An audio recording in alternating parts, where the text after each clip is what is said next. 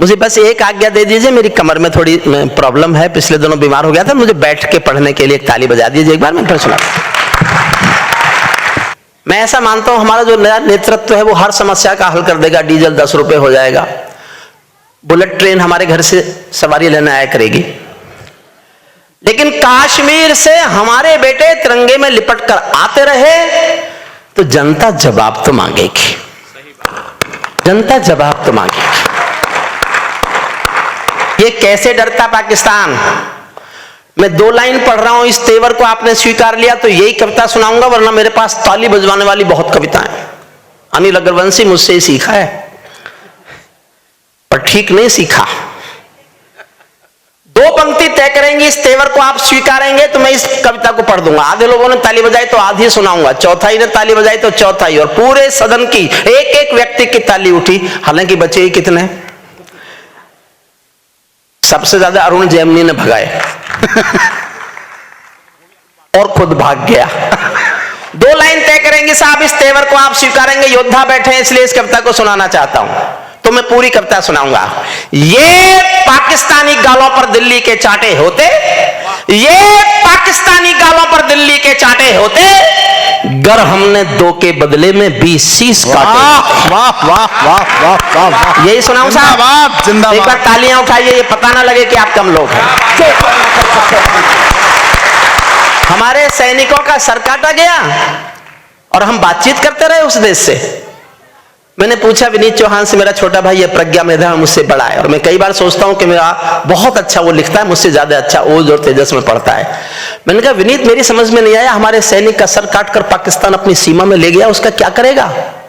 विनीत ने कहा भाई साहब उसकी फौज कायर है। समझना मैं बोलना क्या चाहता हूं, भाई साहब उसकी फौज कायर है। वो अपनी कायर फौज को शायद दिखाना चाहता होगा कि बहादुर हिंदुस्तानी फौजी बेटे का सर होता कैसा है, जो कट तो सकता है। जिंदाबाद।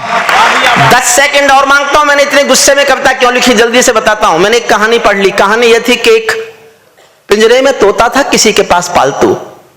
एक दिन मालिक ने तोते से कहा मैं पड़ोसी गांव जा रहा हूं, तेरा खाना शाम तक का मैंने पिंजरे में रख दिया है, खा लेना। तोता बोला मालिक उस गांव में मेरे गुरुजी रहते हैं। मालिक बोला तो मैं क्या करूं? बोले मेरी राम राम तो बोल सकते हो। मालिक ने कहा मिलेगा तो बोल दूंगा। मालिक पड़ोसी गांव गया, जाके पूछा यहां कोई मेरे पिंजरे के पालतू तोते का गुरु है क्या? एक बूढ़ा तोता उठ के आया, उसने कहा मैं हूं। उसने कहा तो मेरे पालतू तोते ने पिंजरे से तुमको राम राम भेजी है। बूढ़े तोते ने सुना और मर गया। मालिक लौट के आया, तोते ने आते ही पूछा मेरे गुरुजी मिले? मालिक बोला काय का तेरा गुरुजी? मैंने तेरी राम राम बोली, वो तो सुनते ही मर गया। इतना सुनते ही पिंजरे का तोता भी मर गया। मालिक ने जब पिंजरे का दरवाजा खोला तो तोते की आत्मा कहती चली गई कि मालिक तुम समझे नहीं, मेरे गुरु ने मेरे लिए संदेश भेजा है कि जिसको आजाद होना है उसे मरना आना चाहिए। और ये बात मैंने आपको केवल इसलिए सुनाई, भारत 1947 में आजाद हुआ, लेकिन फिर कभी एक साथ खुले हाथों से मरने के लिए तैयार नहीं हुआ, इसलिए खंडों में मरता रहा। कभी पठानकोट में मरा, कभी बंबई में मरा, कभी संसद में मरा, कभी उरी में मरा, कभी अनंतनाग में मरा, कभी कहीं कभी कहीं। हम एक बार मरने को तैयार हों तो हम जीना सीख सकते हैं। मैं इस कविता इसलिए सुना रहा हूं, सुनिएगा। ये आतंकों के गालों पर दिल्ली के चाटे होते, गर हमने 2 के बदले में 20 शीश काटे होते, बार बार दुनिया के आगे हम ना शर्मिंदा होते, और हमारे सारे सैनिक सीमा पर जिंदा होते, और हमारे सारे सैनिक सीमा पर जिंदा होते। ये कैसा परिवर्तन है खुददारी के आचरणों में, सेना का सम्मान पड़ा है चरमपंथ के चरणों में, किसका खून नहीं खौलेगा सुन पढ़कर अखबारों में। सिंहों की गर्दन कटवा दी चूहों के दरबारों में, सिंहों की गर्दन कटवा दी चूहों के दरबारों में। बार बार की गद्दारी को भारत क्यों सह जाता है? और अगली पंक्ति जो मैंने लिखी है वही आपके दिलों में हो, वही हमारे योद्धाओं के दिलों में हो, तो मैं फिर समर्थन मांगता हूं। बार बार की गद्दारी को भारत क्यों सह जाता है? ज्यादा संयम भी दुनिया में कायरता कहलाता है। ज्यादा संयम भी दुनिया में कायरता कहलाता है। हमने 70 साल खो दिए श्वेत कपोत उड़ाने में, खूनी पंजों के गिद्धों को गायत्री समझाने में। भैंस के आगे बीन बजाना बहुत हो चुका, बंद करो। खुद को बिच्छू से कटवाना बहुत हो चुका, बंद करो। नाखनी पर बेला चंपा कभी नहीं खिलने वाले, पत्थर की आंखों में आंसू कभी नहीं मिलने वाले। बंदूकों की गोली का उत्तर सद्भाव नहीं होता,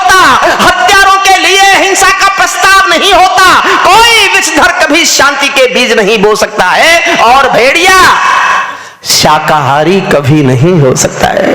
और भेड़िया, जोश कम मत कीजिए, मैं आपका जोश चाहता हूं। और भेड़िया शाकाहारी कभी नहीं हो सकता है। जब सिंहों की राजसभा में गीदड़ गाने लगते हैं तो हाथी के मुंह के गन्ने चूहे खाने लगते हैं। रावलपिंडी वालों को सपने में काल दिखाओ तो, भारत माता की आंखों के डोरे लाल दिखाओ तो, दिल्ली वालों ठोकर मारो दुनिया के हथकंडों पर। इजराइल से जीना सीखो अपने ही भूखंडों पर। इजराइल से जीना सीखो अपने ही भूखंडों पर। भारत माता का बंटवारा है जिनकी अभिलाषा में, वे समझेंगे अर्जुन के गांडीव धर्म की भाषा में। और साहब कब तक देखेंगे तिरंगे में लिपटे हुए अपने बेटों को? कब तक रोज तिरंगे में आएंगे हमारे बेटे लिपट कर? मैं दुखी होकर एक बात बोल रहा हूं, यह सिद्धांत नहीं है, लेकिन अगर आदमी बहुत बीमार हो तो भगवान से कभी कभी कहता है या तो मुझे उठा ले या मुझे ठीक कर दे। उसी एहसास से एक पंक्ति जन्मी है। मैं देखना चाहता हूं हैदराबाद के लोग महावीर इंटरनेशनल के इस आयोजन में मेरे बात का कितना समर्थन करते हैं। भारत माता का बंटवारा है जिनकी अभिलाषा में, वे समझेंगे अर्जुन के गांडीव धर्म की भाषा में। फूल अमन के कभी नहीं खिलते कायर पर पार्टी में, नेहरू जी के श्वेत कबूतर मरे पड़े हैं घाटी में। दिल्ली वालों अपने मन को बुद्ध करो या कुछ करो, काश्मीर को दान करो या गद्दारों से युद्ध करो। काश्मीर को दान करो या गद्दारों से युद्ध करो। जिंदाबाद। जेल भरे क्यों बैठे हैं हम आदमखोर दरिंदों से? आजादी का दिल घायल है जिनके गोरख धंधों से। घाटी में आतंकवाद के कारक बने हुए हैं जो, बच्चों की मुस्कानों के संघारक बने हुए हैं जो, उन जहरीले नागों को भी दूध पिलाती है दिल्ली, मेहमानों जैसी बिरयानी चिकन खिलाती है। क्या बात, वाह वाह वाह वाह वाह। और जानते हो अजहर मसूद कौन है? ये वही है जिसको भारत सरकार हवाई जहाज में बिठा के कंधार छोड़ने गई थी। हवाई जहाज का अपहरण हुआ था 1999 में, 2000 में। आदरणीय प्रधानमंत्री थे अटल बिहारी वाजपेयी जी, उन्होंने 36 कैदी मांगे थे, 3 छोड़े। मैंने तब विरोध किया और मैंने प्रधानमंत्री जी को तब कविता सुनाई जाके। बोले क्या करते? मैंने कहा जो किया ये तो बिल्कुल मत करते। मैंने तब लिखा, अगर मेरी बात मान ली होती तो आज ये समस्या ही नहीं होती। मैंने तब लिखा था जब हवाई जहाज के अपहरण के बदले हमने 3 आतंकवादी छोड़ दिए थे। मैंने तब कहा था जब हत्यारों ने इंसानी रिश्ते नाते त्यागे थे और फिरौती में दिल्ली से 36 कैदी मांगे थे, तब दिल्ली वालों ने केवल निर्णय एक लिया होता, 36 के 36 को तोप के मुंह से बांध दिया होता। 36 के 36 के तोप से मुंह से बांध दिया होता और चुनौती दे दी होती सीधे रावलपिंडी को। भीष्म पिता में क्षमा नहीं कर सकते और शिखंडी को। काश हमारी दिल्ली की आंखों में काल दिखा होता और अटल जी की आंखों में डोरा लाल दिखा होता। नयन तीसरा डमरू वाले शिव ने खोल दिया होता। लाल किले पर सीना ठोक के हमने बोल दिया होता, अगर खरोंचे भी आए जो भारत के बाशिंदों को, जिंदा एक नहीं छोड़ेंगे बंदी पड़े दरिंदों। वाह वाह, क्या बात, वाह, जिंदाबाद। और पहली बार देखने को मिला अभिनंदन जब पाकिस्तान के पास था, तब ये भाषा बोली गई केवल 24 घंटे, और वो मुल्क घुटनों पे आया और अभिनंदन हमारा वापस आया। अभिनंदन वापस आया। पहली बार ये भाषा बोली गई थी, पहली भाषा की वो कत्ल की रात होगी। मैं कहना क्या चाहता हूं, जिनके कारण पूरी घाटी जली दुल्हन सी लगती है, पूनम वाली रात चांदनी चंद्र ग्रहण सी लगती है, जिनके कारण मां की बिंदी दाग दिखाई देती है, वैष्णो देवी मां के घर में आग दिखाई देती है, उनके पैरों बेड़ी जकड़े जाने में देरी क्यों है? उनके फन पर एड़ी रगड़े जाने में देरी क्यों है? वाह वाह वाह वाह वाह वाह वाह। मैंने 29 साल यूनिवर्सिटी में संविधान पढ़ाया, तब बोलता हूं सुनना, काश्मीर में एक विदेशी देश दिखाई देता है, काश्मीर में एक विदेशी देश दिखाई देता है, संविधान को ठुकराता प्रवेश दिखाई देता है। वे घाटी में भारत के झंडों को रोज जलाते हैं, सेना पर हमला करते हैं, खूनी फाग बनाते हैं, हम दिल्ली की खामोशी पर शर्मिंदा रह जाते हैं। भारत मुर्दाबाद बोलकर वे जिंदा रह जाते हैं। वाह वाह वाह वाह वाह। भारत मुर्दाबाद बोलकर वे जिंदा रह जाते हैं। और मैं कितना गुस्सा कर सकता हूं, योद्धा बैठे इसलिए पढ़ रहा हूं, मैंने पढ़ना वरना बंद कर दिया है। 8 दिन हो गए थे उरी पर हमला हुए, भारत सरकार ने कोई फैसला नहीं किया। मैंने 2 लाइन लिखी थी, वो पहुंच गई थी दरबार में, उसके बाद हुआ स्ट्राइक। मैं कितने गुस्से में था आप सोच नहीं सकते। और आपको लगे कि देश के लिए, मेरे दिल में देश के सिवा कुछ है ही नहीं। पीछे से बता रहे थे हुई नहीं, मेरे दिल में सिर्फ देश है। मैंने किसी लड़की को भी नहीं आने दिया इस दिल में, विश्वास कीजिए। पीछे ऐसे बैठे जिनके कई कई आ गई। कितना गुस्सा कर सकता हूं, मैं योद्धाओं के चरणों में पंक्ति रखता हूं, मैं देश के लिए अपने गुस्से को कहां तक ले जा सकता हूं। मैंने 8 दिन तक जब कोई फैसला नहीं हुआ तो मैं कितने गुस्से में आ गया था सुनना। और आपको लगे देश के लिए गाने वाले किसी कवि को इतना हक होना चाहिए, तो मैं अपने हक पर मोहर चाहता हूं, चुप मत रहना।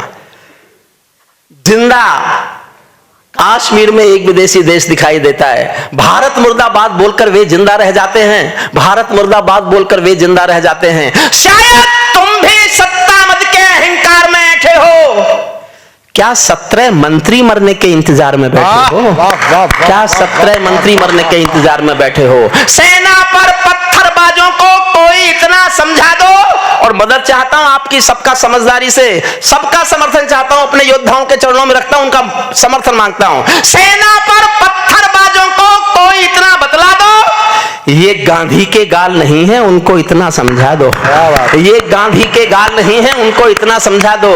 दिल्ली वालों, सेना को भी कुछ निर्णय ले लेने दो, एक बार पत्थर का उत्तर गोली से दे लेने दो, एक बार पत्थर का उत्तर गोली से दे लेने दो। जब चौराहों पर हत्यारे महिमा मंडित होते हो, मैं बहुत जोश में पढ़ूंगा और मेरा अनुरोध है जोश में सुनना। जब चौराहों पर हत्यारे महिमा मंडित होते हो, भारत मां की मर्यादा के मंजर खंडित होते हो, जब कच्छ भारत के नारे हो, गुलमर्गा की गलियों में शिमला समझौता जलता हो बंदूकों की नलियों में, तो केवल आवश्यकता है हिम्मत की, खुददारी की। दिल्ली केवल 2 दिन की मोहलत दे दे तैयारी की। सेना को आदेश थमा दो, घाटी गैर नहीं होगी। जहां तिरंगा नहीं मिलेगा उनकी खैर नहीं होगी। जहां तिरंगा नहीं मिलेगा, जहां तिरंगा नहीं मिलेगा उनकी खैर नहीं होगी।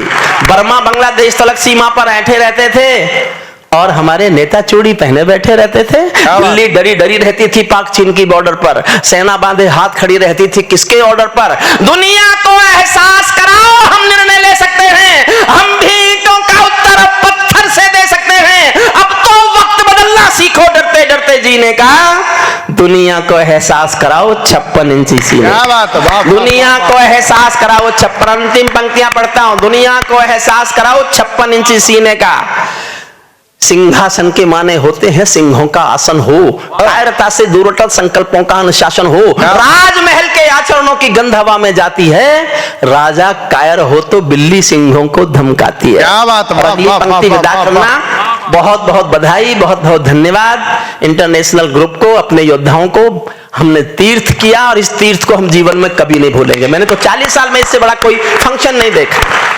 अंतिम पंक्तियां, दिल्ली राजा कायर हो तो बिल्ली सिंहों को धमकाती है। भारत एक अखंड राष्ट्र है, सवा अरब की ताकत है, कोई हम पर आंख उठा ले किसकी भला हिमाकत है। धरती अंबर और समंदर को यह भाषा समझा दो, दुनिया के हर पंच सिकंदर को यह भाषा समझा दो। अब खंडित भारत मां की तस्वीर नहीं होने वाली, कश्मीर किसी के अब्बा की जागीर नहीं होने वाली। कश्मीर। बहुत बहुत धन्यवाद।